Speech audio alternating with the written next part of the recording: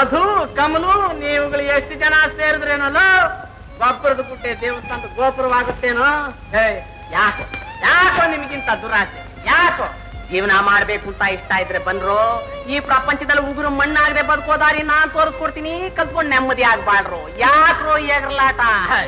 ಒಬ್ಬಳು ಟೋಪಿ ಹಾಕೋಕ್ ಬಂದು ಒಬ್ಬನು ಬಾಗಿಲಿಂದ ಅವತ್ಕೊಂಡ, ನೀನು ಕುರುಡನ ಹಾಗೆ ಪಾಠ ಮಾಡ್ಕೊಂಡು ಬಂದೆ.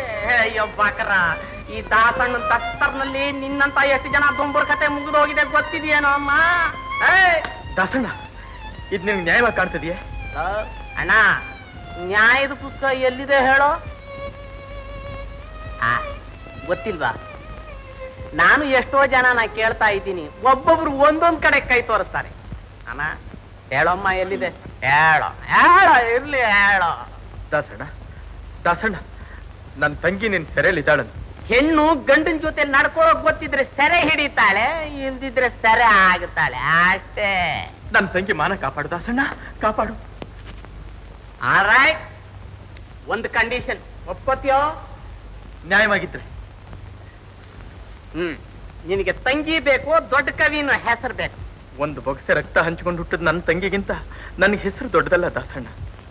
ಆಲ್ರೈಟ್, ನೀನು ತಂಗಿನ ನಿನ್ನ ವಾಸದಲ್ಲೇ ಬಿಟ್ಟು ಬಿಡ್ತೀನಿ ಬರೀ.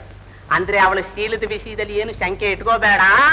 ಅವಳು ಈ ತನಕ ಪವಿತ್ರವಾಗೇ ಇದ್ದಾಳೆ. ಅಂದ್ರೆ ನೀವಿಬ್ರು ಇಲ್ಲಿಂದ ಹೊರಗೆ ಹೋಗ್ಕೂಡ್ದು. ನೀನು ಕವನಗಳನ್ನ ಬರ್ದು ನನಗೆ ಕೊಡ್ತಾ ಇರ್ಬೇಕು. ಯಾವುದೇ ಕಾರಣದಿಂದ ನೀವಿಬ್ರು ಇಲ್ಲಿಂದ ಪರಾರಿ ಆಗೋದಕ್ಕೆ ಪ್ರಯತ್ನ ಪಟ್ರೆ ನಿನ್ನ ತಂಗಿ ಚಾಪ್ಟರ್ ಫಿನಿಶ್. ಬಾಳ್ನಲ್ಲಿ ಆ ಭಾಗ್ಯಜ್ಜಿನ ಎಂದು ಬರುತ್ತೋ ಅಂತ ತಪಸ್ ಮಾಡ್ತಿದ್ದೆ. ಆಲ್ರೈಟ್, ಭೀಮಾ ಬಿಚ್ಚೋ.